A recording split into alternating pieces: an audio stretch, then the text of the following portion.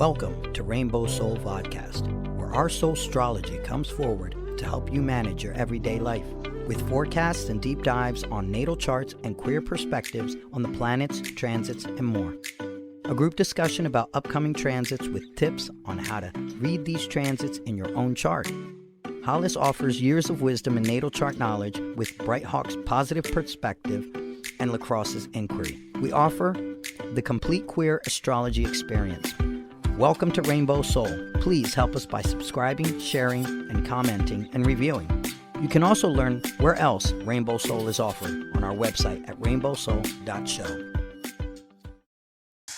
Well, welcome to Rainbow Soul Soulstrology Forecast. And if you can see our video, you can see that we are definitely in a different place, and it's all three of us together, like in person.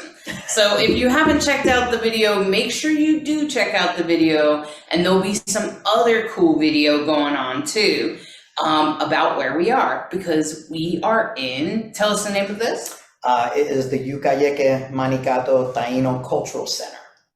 Easy Fantastic. for you to say. Yes, definitely easy for you to say, LeKross. So I'm Hollis, I'm one of your hosts today, and this is... I'm LeKross Ortiz, one of the hosts today, and truly hosting us, thank you so much. I'm Bright Hawk. You can learn more about me at brighthawkproductions.com. Great. And we are filming from the, can we call it the Taino Center? Yeah. Okay, Taino Center. Because, well, I was here in Pennsylvania, and so why not, right? And this is a pretty cool place, in my opinion. I absolutely love the indigenous peoples.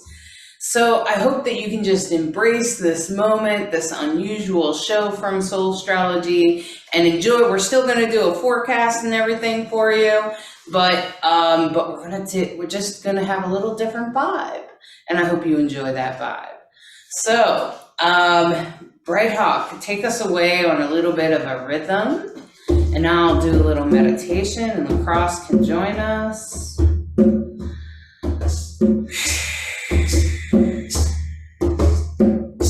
And take a few deep breaths,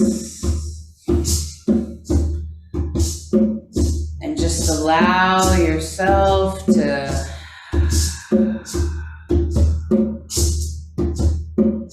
calm down, and I want you to imagine a nice big fire, like you're outside and there's a beautiful fire burning.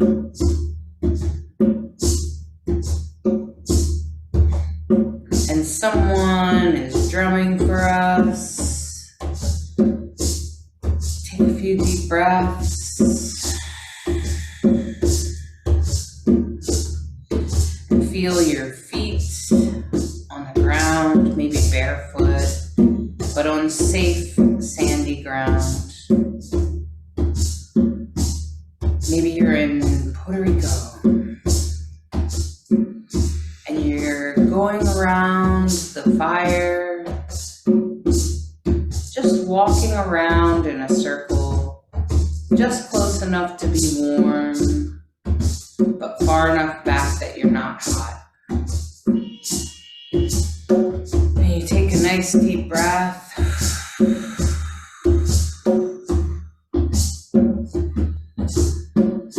you just kind of walk yourself around and around. And you can feel the energy. Maybe there are others walking around with you.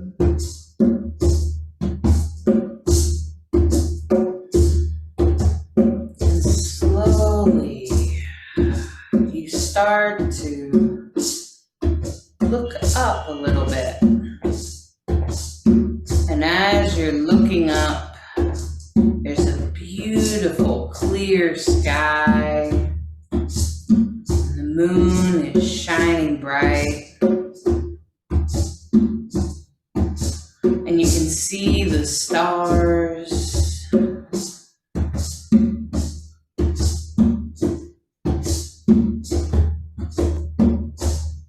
And as you start looking up, you start to feel your feet coming off of the ground, but you're not scared or worried.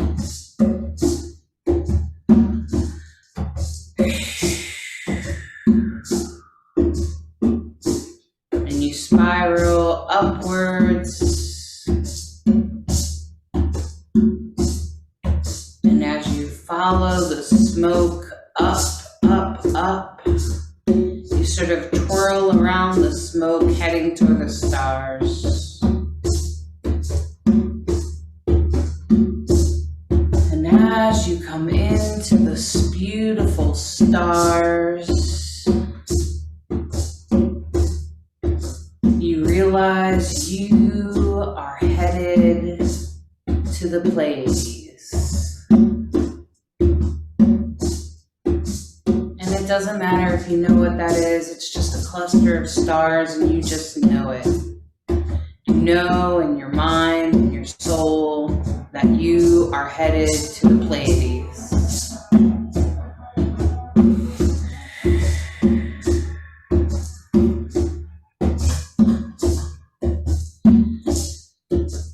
You take a deep breath, and as you head towards the Pleiades, you start to feel yourself pulled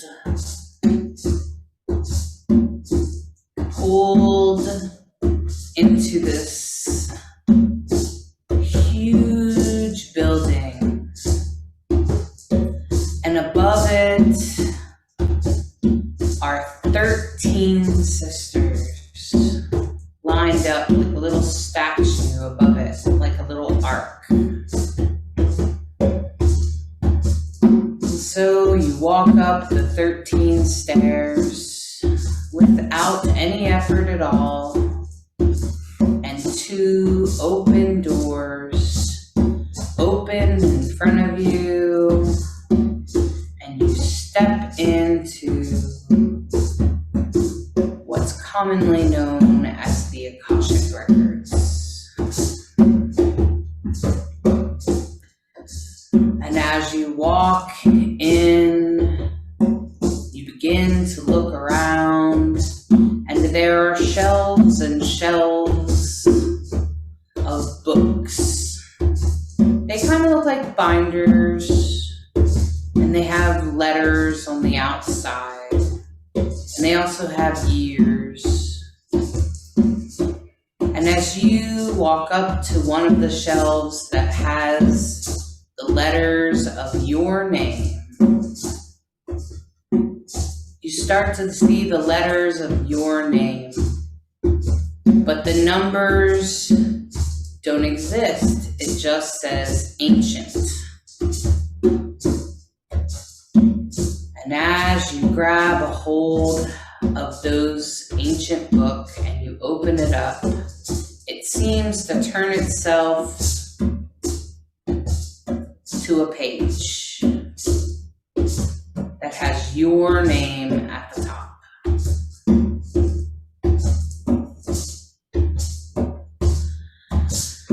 And then as you look down, you see images,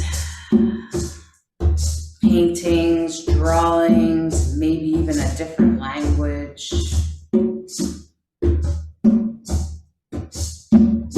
And some information that tells you about the tribes and the groups that you were in.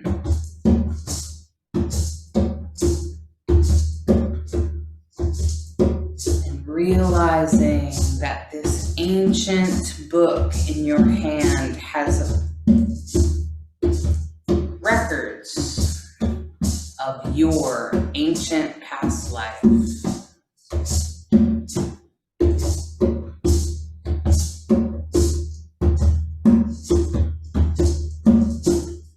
And as you look through the images,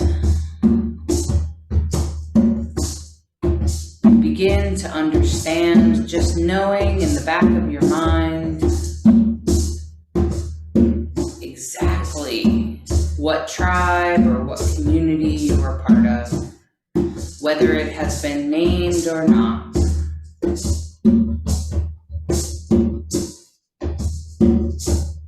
as you take a deep breath, you breathe in the realization that you too are part of the ancient cultures of our history as humans.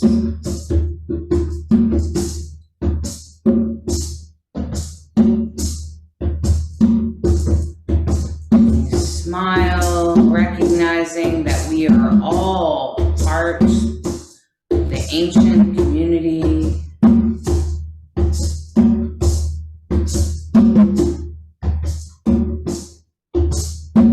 And you take in any last minute information. And then you close your book and you put it right back in the spot it was in before.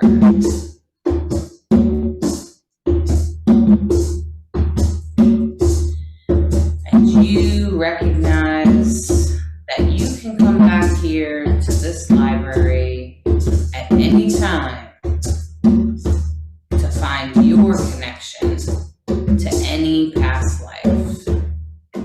And the library seems to be so huge, so big, endless shelves. And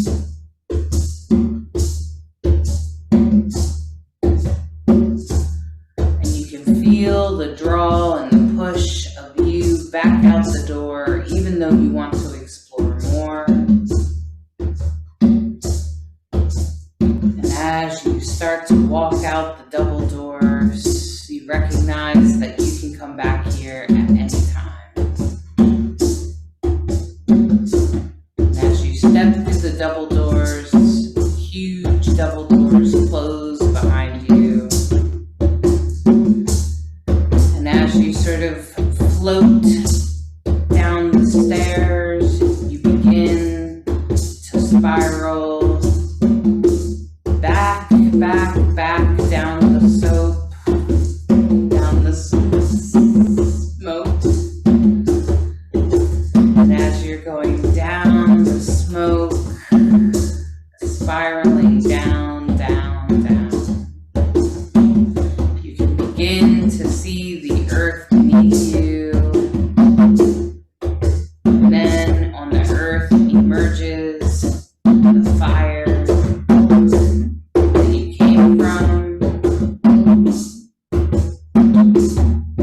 And as you slowly and gently return to your body, and you find yourself walking barefoot around the fire again.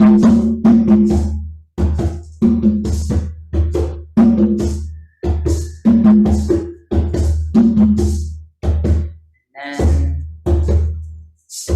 you slowly allow yourself to become aware of the rhythm, become aware of your feet, and you become aware of the ground beneath you, and your arms and your feet, and you just start to move your fingers, and I invite you to return in your body to the here and now.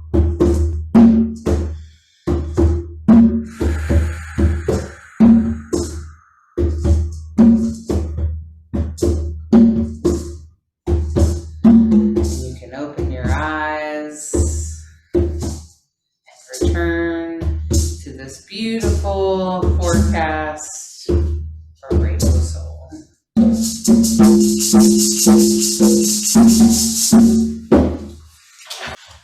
All right, so I hope you enjoyed your opening meditation, and interestingly enough, at first I didn't think I was going to go to the Akashic Records, because that's kind of like a big, snake to let out of the can, if you will.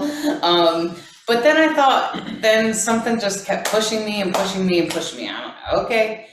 And now I realize why I did. Because we have 2 yads. Ah. And those yads have a lot to do with our ancestors, because it's involving and where we're headed now, okay? And I noticed that the North Node and the South Node are always connected, right? And so if the North Node is involved, then the South Node is involved. So if the North Node is where you're headed, and the South Node is where you came from. And so there's that yod with Ceres, the True Node, and Venus. The True Node and the North Node are pretty much the same thing, okay? And essentially, you're going towards that node, the nodes, and the nodes are sort of our destiny as part of what's pushing us forward and saying, hey, you want to go through your destiny. You want to do this. This feels good. This is what you're supposed to do. And so that's exactly what this yod is all about. And including the other yod, that is Lilith, Ceres, and Venus, because they're both like sort of pointing us at Venus and saying, hey, this is what you want to do, right? And so Venus tends to be like, what feels good? What do I love, right? And that's kind of what you were even talking about, LeKross. You were kind of feeling like you're starting to head towards some of the things that you really love and that really feeds you, right? What's important to me? What do I value? And that's what these yads are asking you to do. They're asking you to head towards that. And with the stellium, with the nodes and Uranus and Taurus, that's very also, I feel like that also pulls from our traditions and the things that are still in us from the past. So like ancient, things that are still in us, but we're revolutionizing them now. We're headed in a new way, right? So you probably even recognize this as Taino, LeKross. You recognize that the indigenous people have had to like step up and say, hey, no, you're not gonna just keep our stuff. You're gonna give it back to us, right? And that's revolutionary. That wouldn't have happened 150 years ago. No way. And so that's kind of what's happening. And so with that energy going on in Taurus, and then the Grand Trine is going to make it easy for us on this day, on the 30th. Now that T-square, the Grand Trine is easy. It just makes it easy, okay? Mars in Gemini, Moon in Gemini. Now they're going to be conjunct over there in Gemini. So if you find yourself talking about it on Monday, that's okay, right? That's good. That's what you're supposed to be doing. And you're going to want to nurture it. You're going to want to team up with people. You're going to want to start bringing it forward, because Sun in Aquarius is very much about group like effort, okay? And so that's going to start happening. And then the T-square, that's your little bit of challenge. But T-squares, like some people get scared of T-squares, but I continuously say, no, that's that little bit of challenge that we need to make it worthwhile. Because if it was too easy, we would just take it for granted. And so, so that's the T-square, and that's with Pallas in Cancer, which is strategic. And Chiron in Aries is very, Pallas in Cancer is strategic about our home, and Chiron in Aries is very it's about our wounds. And it's often from our historic wounds, often inherited.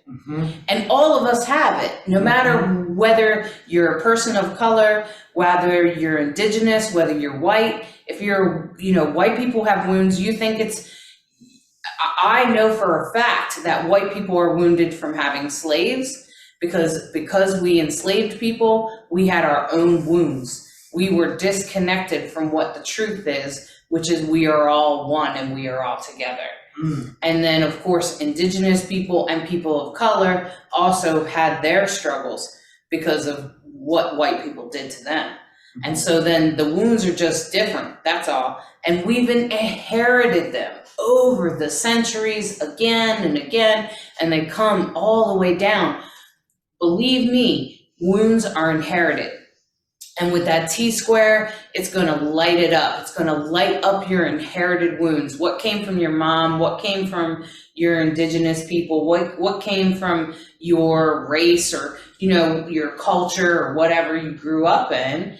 And it's going to ask you, okay, so what are you doing about it? And you may talk about it and you're going to find a strategy to work with it in a different way, so that you can bring it to the light with that grand trine, especially partnering with people. And with that kite, and I showed you guys a kite last time with the sun in Aquarius and Ceres in Libra. It's gonna help us, teamwork is gonna happen, and Mars and the moon in Gemini are very much about, they're gonna be conjunct. So I'm sure, Bright Hawk, you have some stuff about the moon, right? Well, it's happy birthday, Aquarius. So we'll just say that at the straight part of this week. So the moon starts off as a waxing gibbous moon in Gemini. And by the end of the week, we're going to be talking about the full moon. That's where we're headed. But right now, it's a waxing gibbous moon. It's got that fullness feeling. And so, of course, when the moon is in Gemini, it's an air sign. So it's a very active mind. So feelings and thinking, careful what you obsess on. Gemini, as we might recall, has, a range. We always talk about the range. So on the bright side of the moon in Gemini, when the moon is in Gemini, it's versatile, it's witty, it's charming, it's an active, busy mind, it's lively, it's very amusing. And on the challenge side, because we always have both, it's never one or the other, Geminis can sometimes be inconsistent. They're the twins. And so frequently, because we had this Mars in Gemini for so long, retrograde, everything had to be done twice. So the last 6 months have felt like a slog, or 6 months, I should say, since Halloween. Mars was retrograde, right? Now we're still emerging out of Mars retrograde shadow. It's finally moving, energy's moving, but now that we have the moon in Gemini conjuncting Mars, but the good part of it is that it's part of a trine, so moon energy, which can be feel things deeply. Mars can be very passionate, god of war, right? So with the grand trine, Mars and the moon in Gemini and that sun in Aquarius, it's time to think about how to do it differently, because the sun in Aquarius is ready to do it different. So that conversation is kind of a big one. And in the midst of that, the moon is squaring Venus. And so that's the part where you were just talking about that questioning which relationships are the right relationships, the ones you want to move forward with or not. That's appropriate to be asking from time to time, and this might be one of those times. Right. And with the multiple planets square there, pretty much what's happening there is Sun is squaring Uranus and the nodes. Yeah, and so that always makes me nervous. Squares to Uranus kind of make me nervous. Because Uranus is unpredictable. It's very volatile.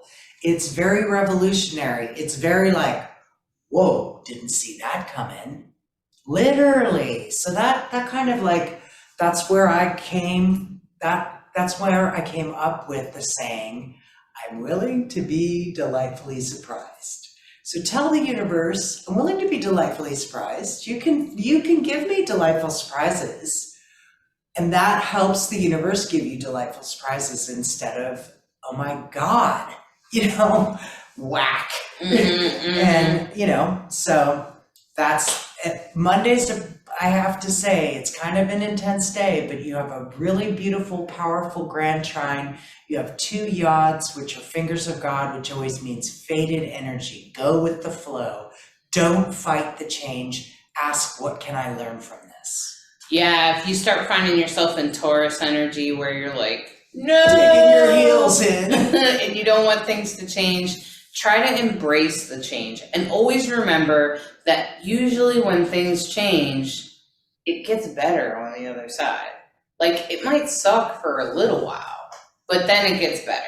Okay? Absolutely. So, yeah, try to grasp that. And, yeah, okay. So let's look at the next day. You have to hit it twice. Yep.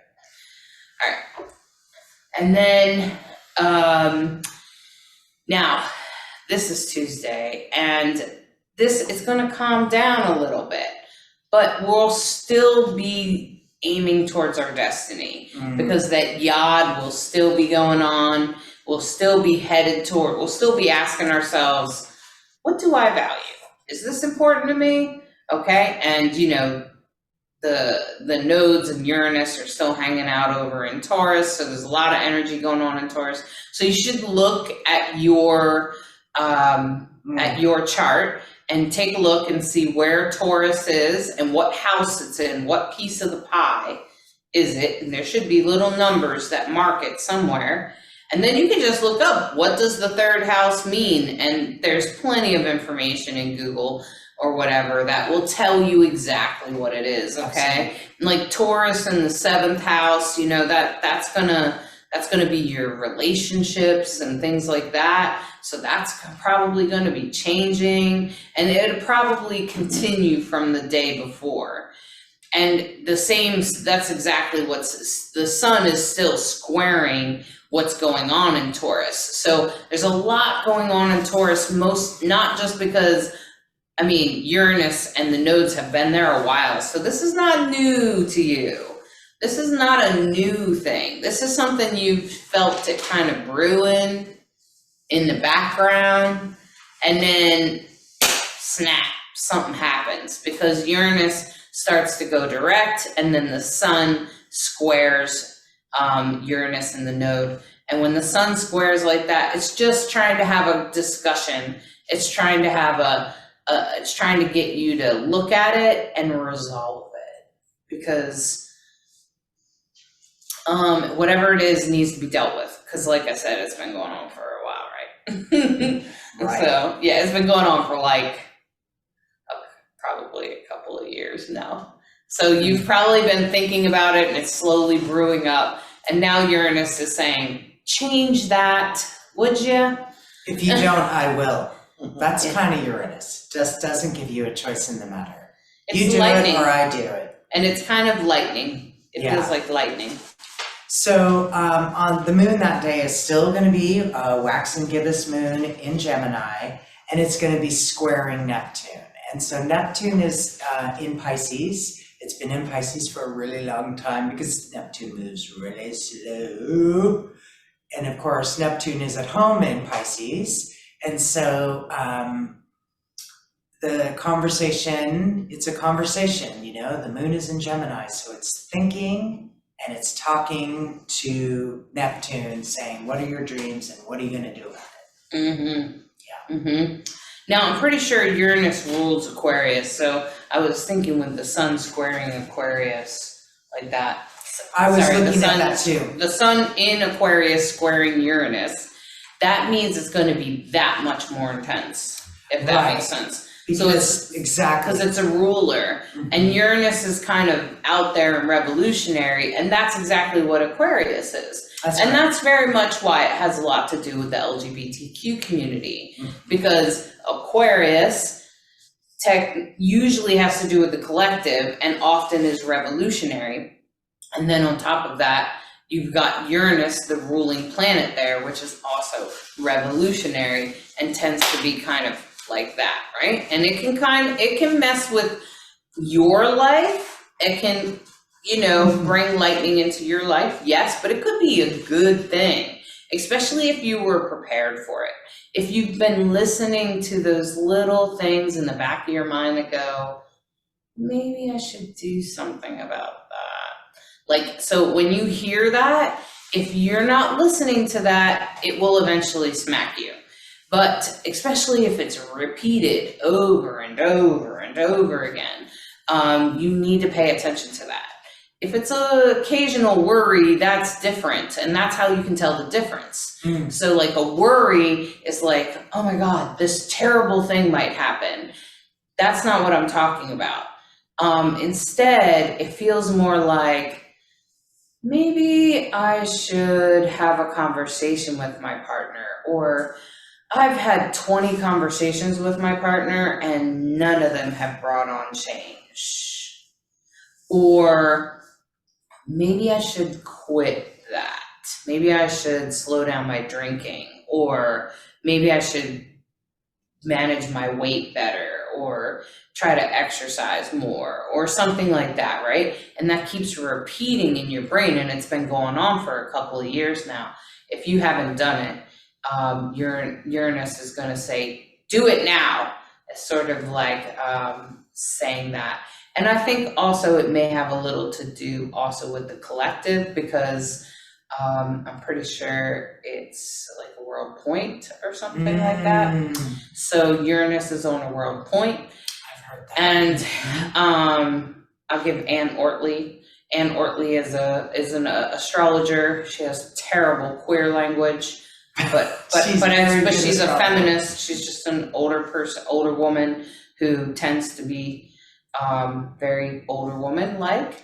But doesn't mean you can't learn from them. I'm just gonna say, just because I wouldn't say that she's not queer friendly, I would just say that she's not good with her language, okay? And so Uranus in Taurus, she usually talks about right now that it's on a world point. Well, it's on a world point when it's 15 degrees. Right, so, but I think it's... What a world point is. So a world point is like, it means it's going to literally be on the world.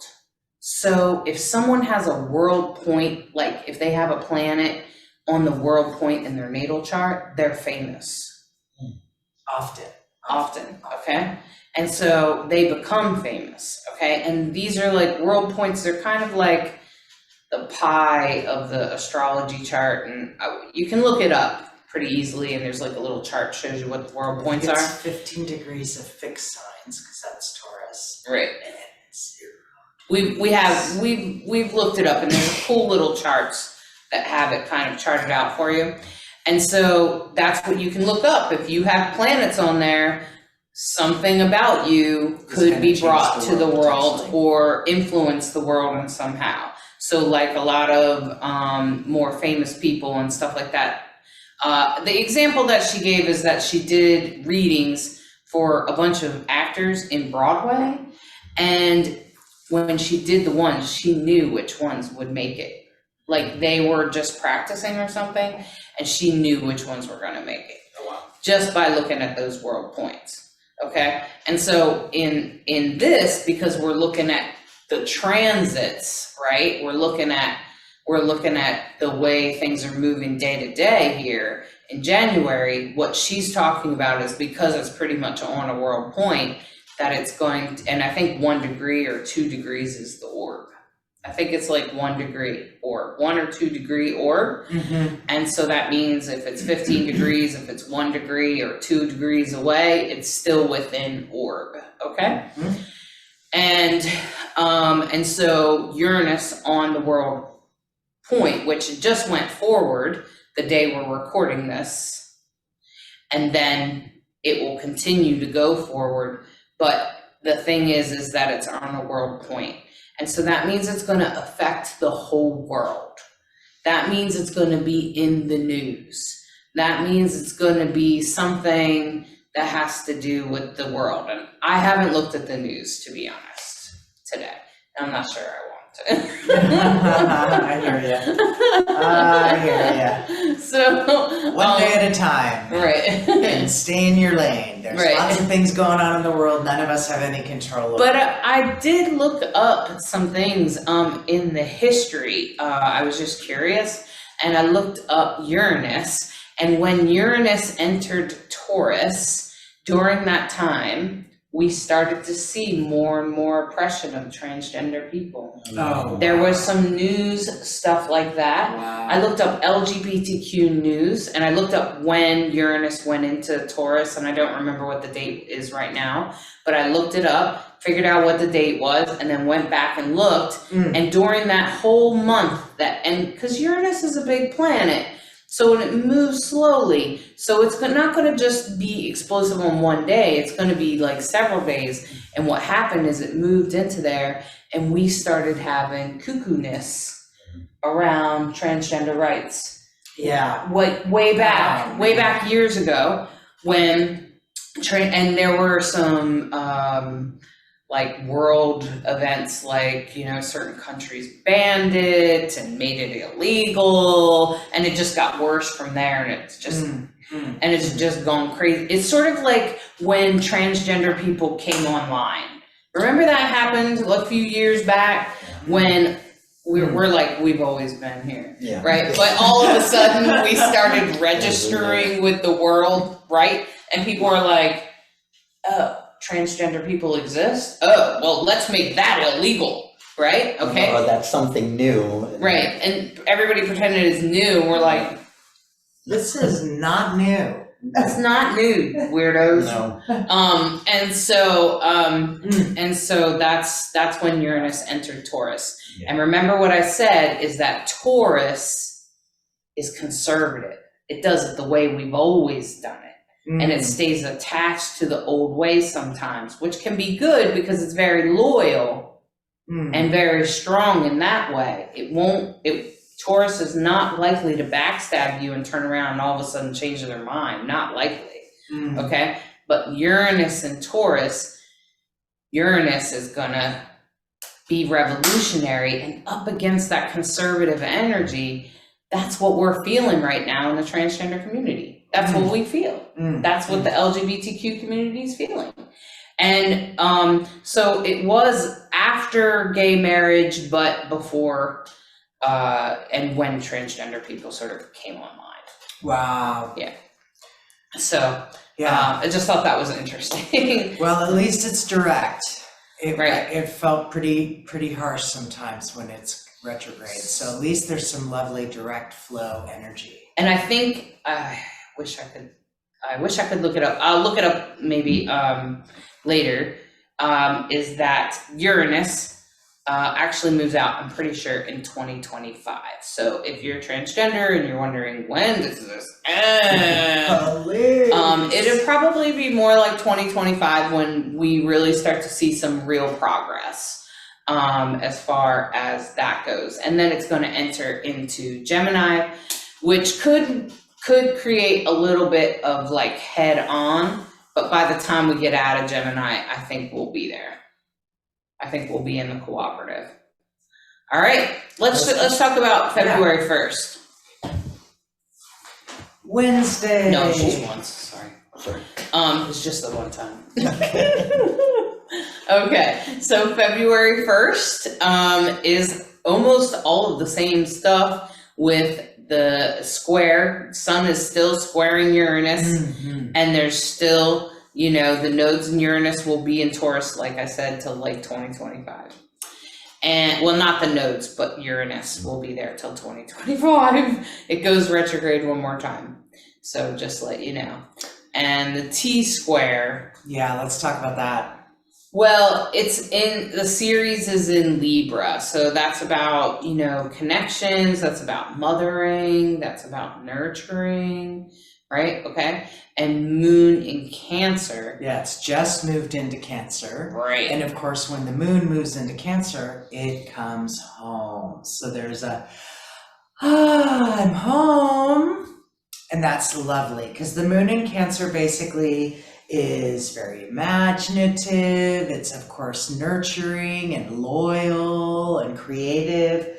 You know, on the other side of the moon in Cancer, there could be some possessiveness. Who doesn't know a moon in Cancer that doesn't occasionally get moody?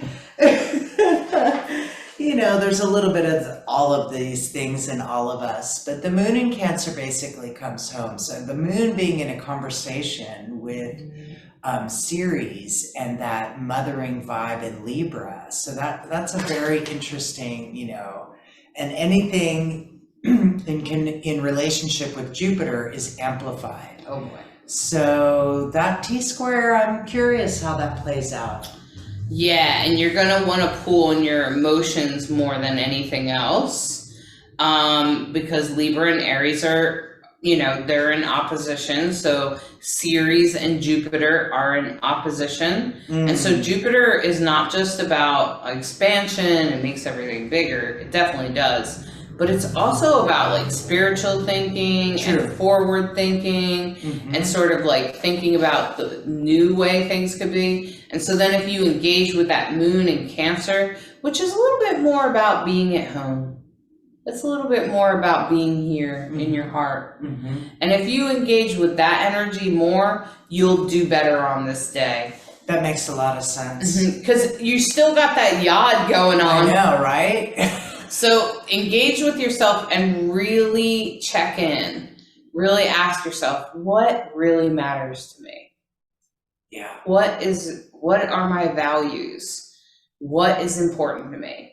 And that's, I think, really what's important. And how can it get better than this? Yes. I love it when Michael Beckwith says, even doesn't matter if you're at the bottom of the experience or at the height of the experience, you can always ask yourself, how could this get even better? Right. How does it get better than this? So that with all those players, there's actually room for that question. How can I imagine even better than this? All right. And let's check out the second. Yeah, for sure. Because we're marching towards the full moon. We're not there yet. And this is almost the same, except for the T-square is going to shift energy. So your challenge is going to shift, but now you want to pull on that Chiron and Aries energy. You want to find your wounded healer. You want to say, I've been through this before. Or my mother's been through this and I'm going to do this differently this time. Exactly. Or my father, or whatever inherited wound. Or you're going to say, it's always been done that way, but now I'm going to change it a little bit.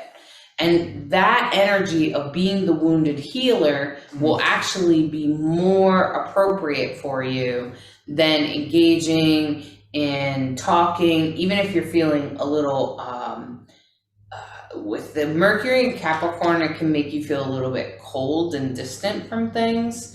And so it can make you feel a little bit like, like think about Capricorn. Capricorn's represented by the bull. It's not that Capricorns are bad.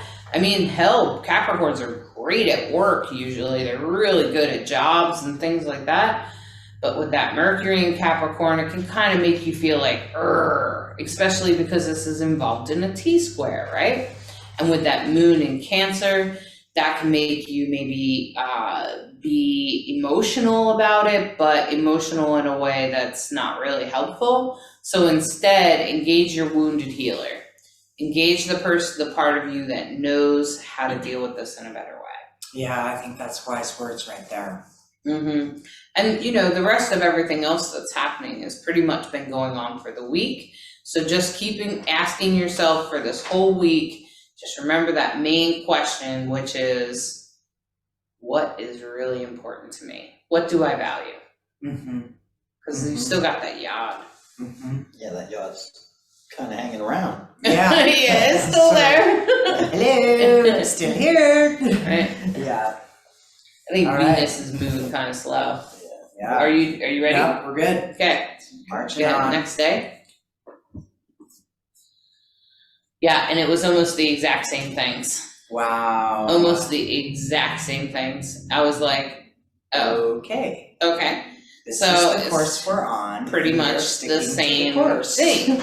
And so what's going on with the moon that day? Well, the moon is going to be opposing Pluto in Capricorn. So again, it's that Pluto Capricorn, Earth energy, careful about getting your heels dug in.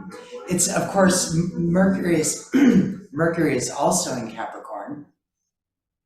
So there's that, oppositions can be the push me, pull me thing, right?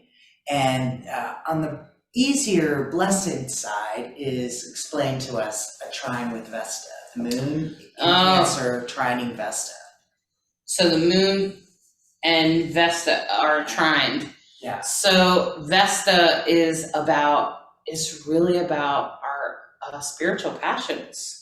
has a And our lot to do with initiatory. spirituality, and it has a lot to do with like other passions too. Like for you, LeKross, it would probably be like the Taino center, and maybe your spirituality and how it all ties together, because the moon is very spiritual, but it may also tie in your like psychic things. So like if you have any kind of like intuition and stuff like that, you might start to feel drawn towards that. And that's the trine means that the two are going to be together. So if you're psychic or anything like that, this is a good day to engage in that energy, because the moon in Vesta is going to be like, they're going to be talking, and if that's your passion, that's where you need to be going. Neat. So whatever your spiritual passion is, especially with the intuition, if you're feeling intuitive about going somewhere, it could also have a little to do with like feminist or femininity or mothering, just because of the moon, and Vesta can have a feminist energy to it. Right. Right, Well, because and it's you like still- a goddess. And you still have Venus in Pisces, and of course that's going to be very flowy energy, where it can be very emotional, Right, very flowy. right. Cool. And then, Okay, drum next roll, day. please. The big day of the week, February 4th, is the full moon. Oh yeah. And it is a full moon in Leo. Guess who has a full moon? Guess who has a moon in Leo? Yeah. So your moon's gonna be conjunct. Yeah. So the moon in Leo, what does that mean? Well, the moon in Leo is very affectionate. It has a great instinct for leadership. It's very exuberant and creative and broad-minded and colorful and fun-loving. It sounds exactly like me, doesn't it? Okay, so don't piss me off. I can be self-indulgent. Moon in Leo. I shouldn't make it about me. The moon in Leo, even though moon in Leo makes me want to. Self-indulgent, self-centered, conceited, overbearing. Well, I thought I should model, No, so the moon in Leo is happy, it's affectionate, and how do we serve each other? How do we move forward in a good way? And so the moon in Leo that day is also squaring the North Node, which we know the North Node is where we're headed. It's our fate, it's our destiny. So a square with that means we're in a conversation of, are you on track? Are you doing what you're supposed to be doing? Are you leading your life in a good way? It's in a sextile with Mars, which is a blessing and asking you to take action in a good way. It's in a sextile with Sirius, and again, Sirius is, what are you nurturing in the world? What are you giving birth to? What are you mothering? What's your relationship with your mother? It's trining Jupiter. So man, we just like blessing, blessing, blessing. Jupiter amplify the blessing.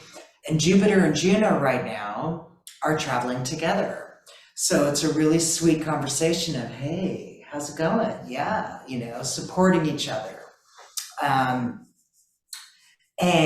then finally, it's in a nice trine with Chiron. So that healing energy we were talking about, good day for readings kind of thing, with a trine to Chiron. And it is conjunct Lilith. So Lilith, and I just learned this today, conjunctions are beginnings and endings. And Lilith, we know, is that powerful femme goddess, says it like it is. So I'll be curious what happens there. So the moon is conjunct Lilith? The moon is conjunct Lilith. So the moon conjunct Lilith in Leo is going to be part of this T-square. Yeah. Because conjunct means that they're on top of each other. So that's essentially what it means. And the sun and Uranus are also part of this T-square. Mm-hmm. And I was just looking at this trying to figure out, okay, so the sun and the moon are opposite of each other, which is, we're having the full moon. But it also pulls like your emotional and the way you want to shine your light. And with Uranus and Taurus, I'm starting to think, okay, transgender people could be having a hard time. So if you're feeling like you're having a hard time on this day, just hold on to yourself, because Uranus and Taurus, it's that, again, that energy of us transgender people feeling like we need to go forward, that revolutionary energy, and then that Taurus of holding us back and wanting to do it the old way. And But now the Uranus is exactly on the world point Right. at 15 Taurus. right, So so it's gonna, the message is, you are not alone, my friends. You are not alone. yes, exactly. So you should remember that you're not alone, and you should know that eventually, This okay, too will as change. much as that the transgender fight feels endless, let me just share some experience. LeKross, do you remember what it was like when we were trying to get gay marriage? Oh, yeah. Holy shit, didn't that feel like it was gonna last forever? Do you remember that right I off? do. It was crazy, right? I didn't know if we would see it in our lifetimes. Yeah. I really wasn't convinced that we had a hope in hell, actually, until it Protesting, the whole- really started flipping, and then it was like, I remember going to DC and doing that protest. Protest, and, you know, and the way people would react to it, it was just, it was bad. It was bad. yeah. It was bad. Yeah, and it was kind of dumb too at the Yeah. same time, right? Yeah. Because we just didn't understand what's the problem Yeah. here, right? Because love is love, right? Now, what do you think the women felt like that fought for women's rights? Like everything, you guys have been educated, right? Right. So what do you think? Well, my grandmother was a suffragette in the early 1900s. She apparently, stood up for women's right to vote. Do you that think- only happened like 100 years ago. It's Right. like really mind-blowing. Do you think she felt like this is gonna take forever? Like this is No never gonna doubt. change. And do you feel like that sometimes with the indigenous culture? Oh, absolutely. I mean, that's a quite longer fight, but that's definitely how it feels, because it's this constant. I mean,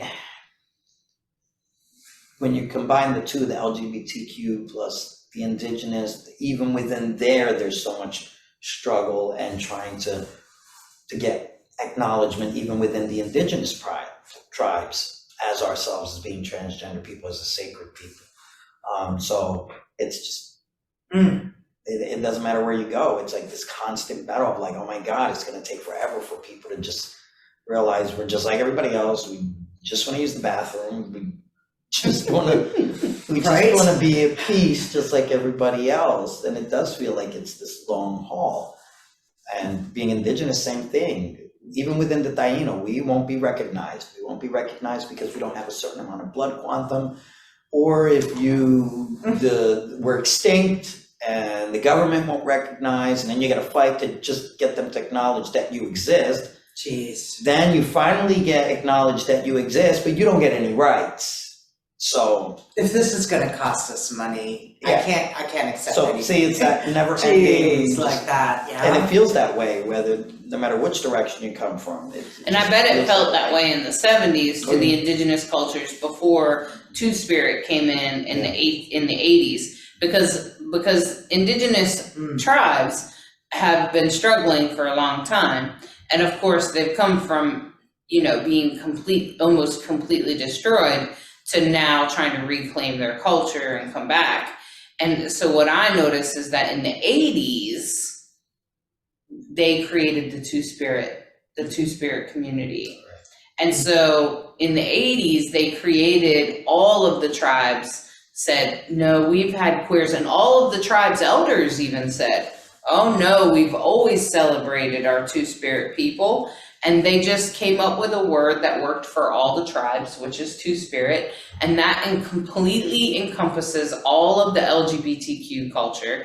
And if you're wondering about that, you can learn more about how that came about by going back to our old shows way back in our first year with the guest Candy Brings Plenty, and she talks about how that came on. So if you're interested in that, please go back and watch that episode.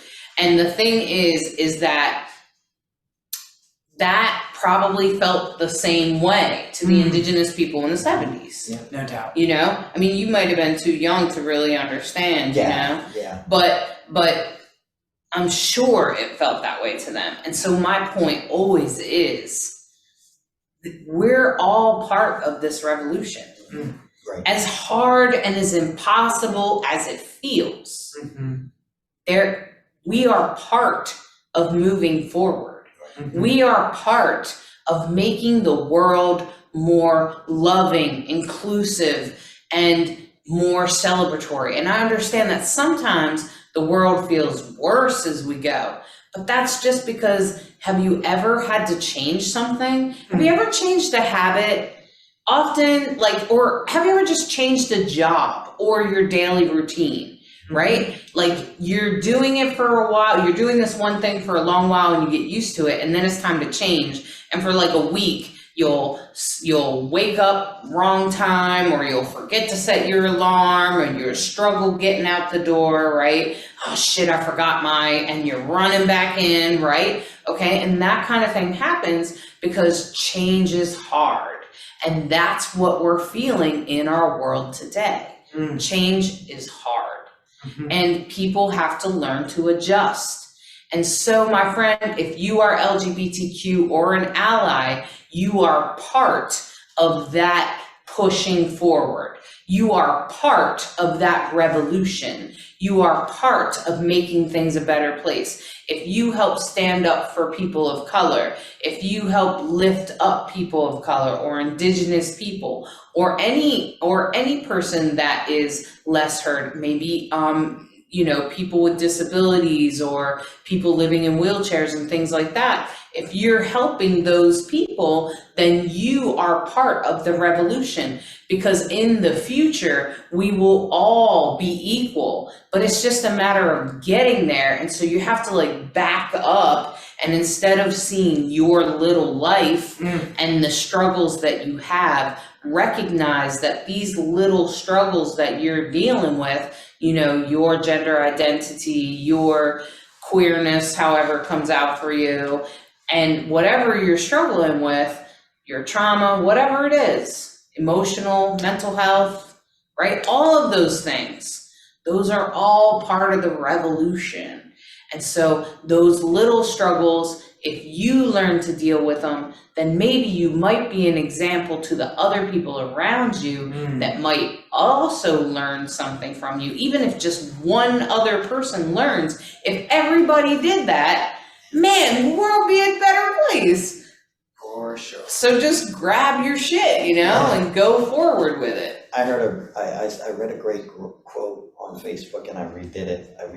We put it out there, and it says, "A brand new sword never sees victory in war. It's the old and broken ones. It's the old dented ones." In other words, you have to keep going into war, and you got to keep fighting and keep fighting and keep fighting.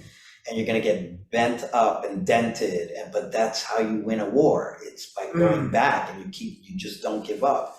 And that's the fight for the LGBTQIA community. We getting our rights, and that's great, but it's not enough. It's not a right, it's a human just respect and dignity, and allow us to get what we need, but we have to keep fighting. We can't just say, okay, well, we can get married now and that's it. That's not equality. That's not equality. That's giving us what we should know. That's a natural gift from, God-given right. And just anything else, we got to keep fighting. Yeah. So. I agree. Yeah, and I've seen your post across, and I totally get it. And I think that if we just remember that when we get into our little worlds and we get frustrated with our little shit, to trying to do what Bright Hawk says and get a bird's eye view, right? Get that hawk view from way up here, looking down and saying, all right, if I'm going to be part of this big thing, what do I have to do to make what's important to me? And that's where you're going to come back to that question. And the interesting thing is on this day, although you may be challenged with some things around the revolution, whatever part of the revolution you're from, whether it has something to do with money, okay. whether it has something to do with money or it has something to do with indigenous people or you're trans or you're queer or it's something else to do. There's a huge revolution going on right now. And in case you weren't aware, it's huge and it involves a lot of pieces. Everything from people living in wheelchairs to mental health to LGBTQIA to money to, it's huge. The government, everything, politics, you name it. We're part of a huge revolution, and no matter what part of the revolution you're in, just recognize that your little story is part of the big picture. That's right. And so just go ahead and keep moving in your little story and maybe just influence one other person. And if you do that, you will be doing better. And the thing is that there's 2 cradles on this day. So that tells me cradles are all about holding you. So this means it'll be easy to overcome that. Or if you try to move past it, it will be a little bit easier, especially with the sun in Aquarius. It's going to make us feel like we have support. Oh, I'm not the only one. Look at the huge LGBTQIA community. It's worldwide. I promise you it's worldwide. I was just telling my 7-year-old grandchild that. And so then it's moon in the moon in Leo is going to make us feel empowered, and Mars and Gemini is going to make us feel like we can speak the truth, and Juno and Aries and Chiron and Aries, it's going to make us feel like we can really team up, maybe, especially with other people that have similar wounds to us, right? Or even people like, LeKross, you have the wound that comes with being from Puerto Rico and having that heritage. Yeah. And I have the wound of being a white person, okay? And I say my white ancestors definitely came here and did wrong ass shit, and probably to your people, and I fucking hate it. So let me try to help you, Right. and let's try to work at this together. And we, even though we come from separate cultures, we can say, so let's support each other. Yeah. And let's heal each other's wounds. Let's heal them. Let's try to, or at least start a healing process, right? Right? And yeah, Absolutely. I think it's powerful if you start to team up with people. And that's what this energy is about with Juno.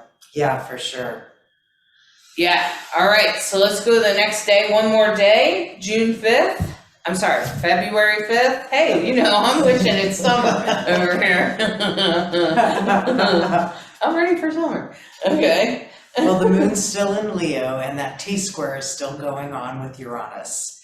And the moon is opposing Saturn. So, because we're on that axis, right, of Aquarius and Leo. So, yeah. So the moon is in opposition to Saturn? Exactly. Okay. So, and Saturn's in Aquarius still. That's right. It's headed towards Pisces, but it's not there yet. Correct. And so moon in opposition means the two are going to be pulling on each other. So I'm just going to point out here that the moon and Uranus here in the T-square are pulling on each other. They're sort of, that's what happens, okay? Leo and Aquarius, sorry. The moon and the sun are pulling on each other. So Uranus and Taurus is again saying that revolution, remember we're going forward, my friends. Progress is so freaking slow when it comes to cultures. Like, we have to think about it. And when you start looking at the years and doing the math of history, like how long did wars last, and how long did this revolution take, and how long did it really take to destroy all the indigenous people, right? And so like those kinds of questions, when you really look at that, it was over years. It didn't happen in 6 months. It didn't happen in 1 year. It didn't even happen usually in one lifetime. Usually it was a couple of lifetimes. And, it was like maybe one person's lifetime and then their children's lifetime or something like that, So it takes a long time for things to kind of unfold. So hang in there and remember the big picture, because that's exactly what's happening here. Again, it's the same thing.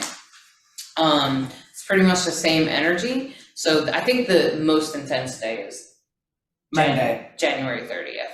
Just want to Yeah. make sure I was in the right month. January, check myself, January. Yeah, I agree with you. I think January 30th is the most intense day. And you know, full moons are intense. So Saturday, full moon, you know, you feel it into Sunday.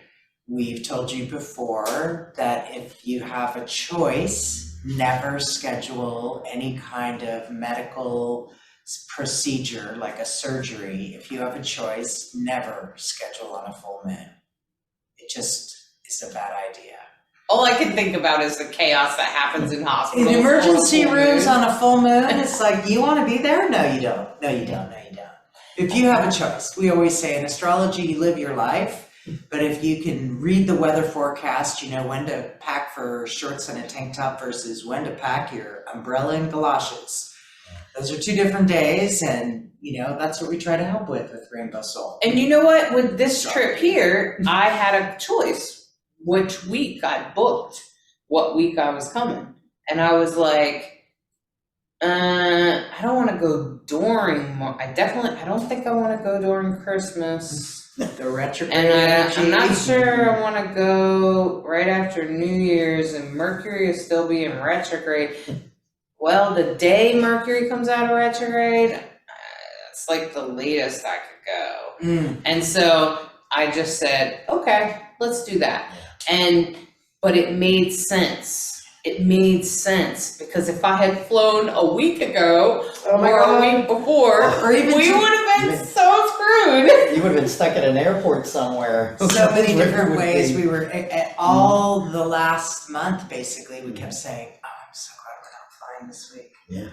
I'm so glad we didn't choose this week, right? Because it was definitely a consideration. So that's what we're talking about. When you do have a choice, make the choice. But I did kind of get squeezed into where I had to fly on Mercury retrograde, and mostly it was okay. It did snow on our way out of Colorado, so the plane had to take off in the snow. That was a little weird, but it was okay.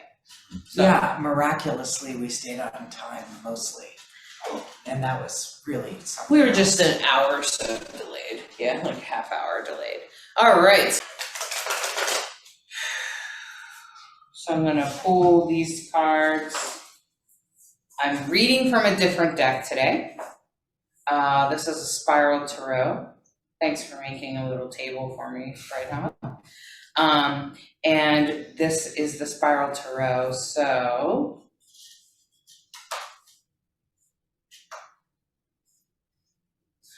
So I'm not gonna read reversals since this is not a deck that I'm super familiar with, but let me just tell you, if you do read tarot, a tip is that you can pretty much read any deck. Once you master a deck or two, you can pretty much pick up any deck and read it, okay?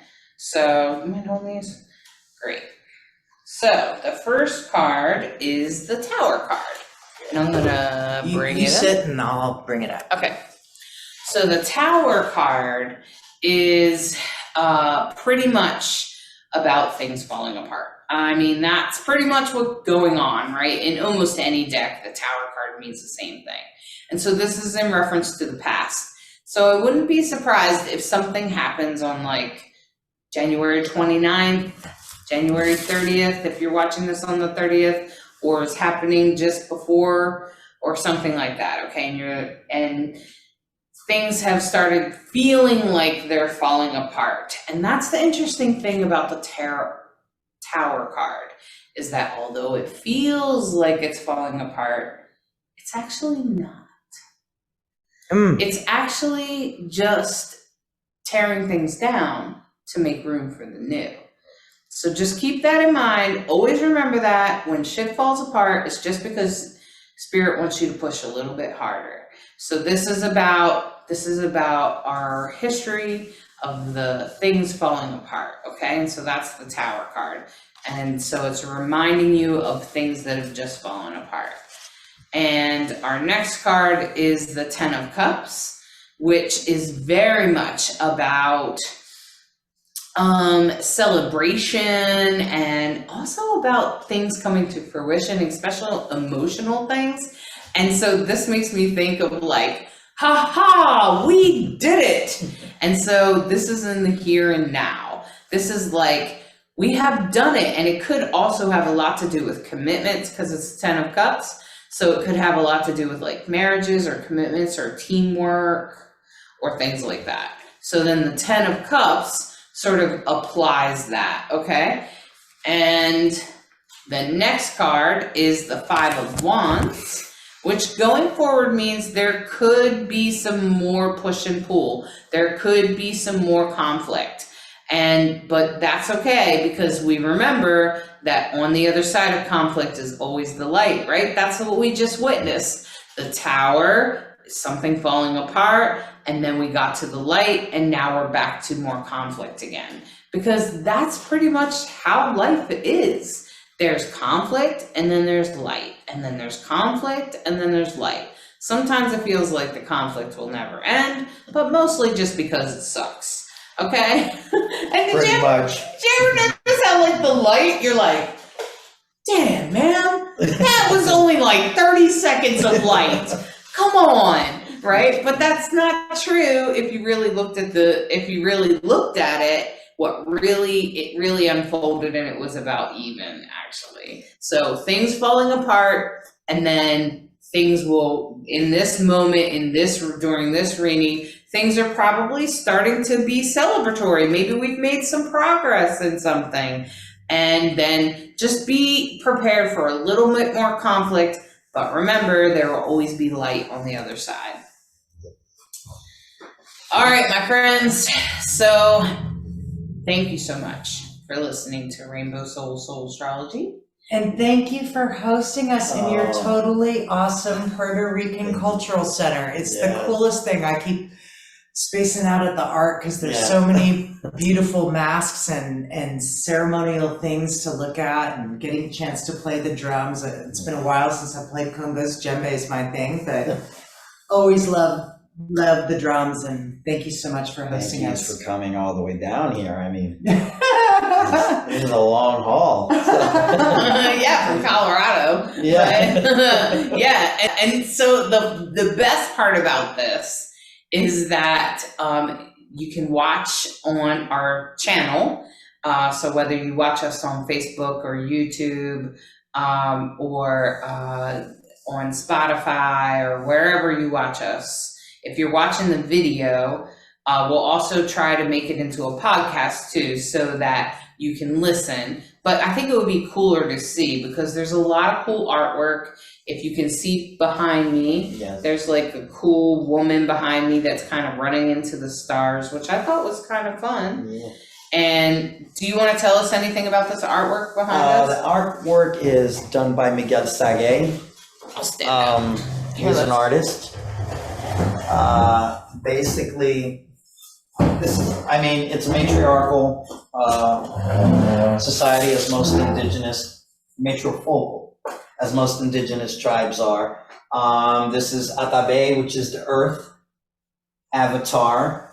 This is Yokahu, which is the sun avatar. The snake represents the womb, and this is where we came from, of course. So it's just a lot of representation of the indigenous. This is a Taino woman who is pregnant, which is sign of fertility, things like that. So yeah, these are bejiques up there. I don't know. Yeah, they can see that. These are bejiques. They're sacred people.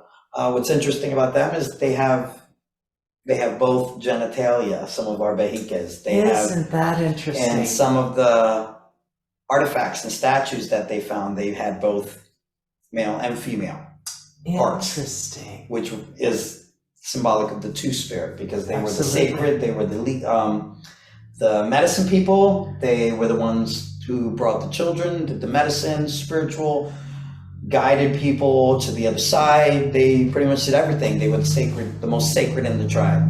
Absolutely. So I wonder about his intention about putting the painting here. because I'm thinking, well, wouldn't this bring fertility to your center, especially being right here in the center of it? Yeah. Like, because this kind of feels like the middle, the center of the center. Okay. Yeah. Yeah. And so she was looking at the stars, and I asked LeKross, what stars did Taino people, were they connected to any stars? And you said the Pleiades. The Pleiades. And also, I mean, they were great explorers, so they had to follow the stars. Like, Right. they wouldn't know how to get to Central America or to North America or even to South America if they didn't know the stars. So Right. the stars played a very important part. That's right. Because a lot of people think Canu came from other places, and Canu is a Taino word. It actually came from the Taino. Just like barbecue, it's ours. Yeah. That's our word. And it's barbacoa, that's actually a Taino word. Right. Wow, And cool. it's hamaca, a hammock, that's ours. It's funny how the words still trickled into the language, and they've been around forever. So, but yeah, with that being said, they would get on their little canoes, they would check the weather, say, oh, well, stars look good, okay, we're out. And they'd shoot to wherever they're gonna go.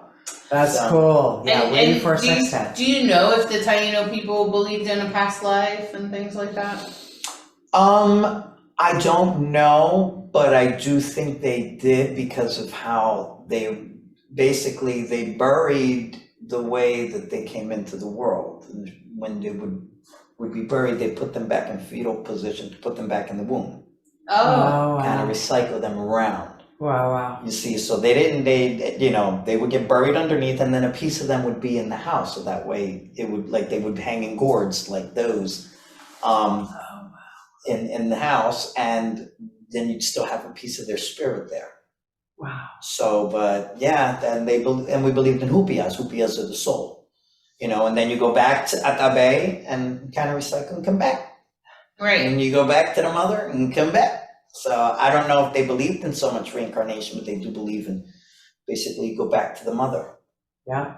Right. And the mother's fertility, and she's gonna bring you back, and gonna be reborn through the mother. So yeah. Well, I just wonder, I know there's no way for us to really know because so much has been lost, Yeah. but I just wonder because of the push I got to do the Akashic Records thing, because I feel like maybe they did believe in something like that and you guys didn't even know it. Right.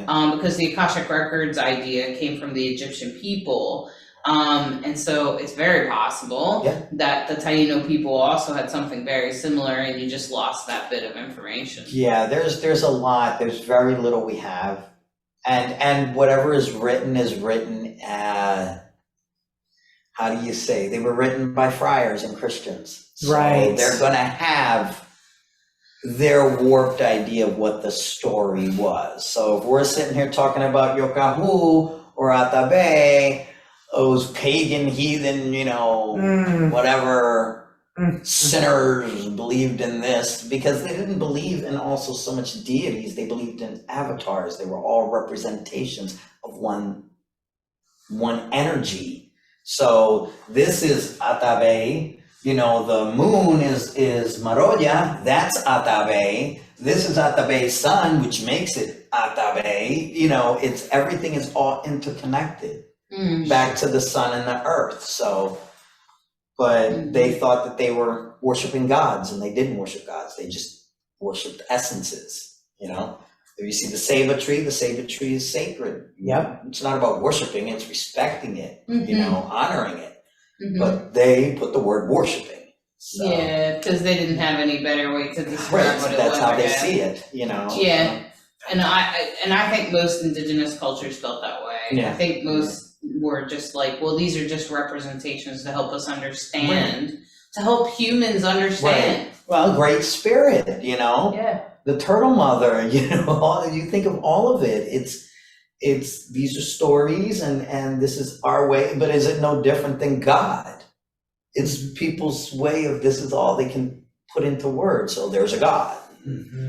That God created the world. That's no crazier than us coming out of a cave. It's the same thing. Yeah. It's just our way of dealing with a divine that we don't understand. So Right. And I think it actually makes more sense to me. So okay. All right. Bye-bye. Subscribe and stuff. Bye-bye. Thank you for listening to this week's Soulstrology and subscribing, liking, sharing, and reviewing. We hope you enjoy this dose of Soulstrology and encourage you to embrace the week ahead with an open mind and heart so that you may integrate the deepest of lessons from the stars. Take a moment to step outside and honor the planets, stars, and moon in the sky with your heart. Integrate the messages that resonate and leave the rest for someone else. We deeply appreciate each and every one of you. Always remember that you are perfectly unique human with an exclusive star map of your destiny, your soul purpose, and your heart's desire. Thank you again for tuning in to Rainbow Soul.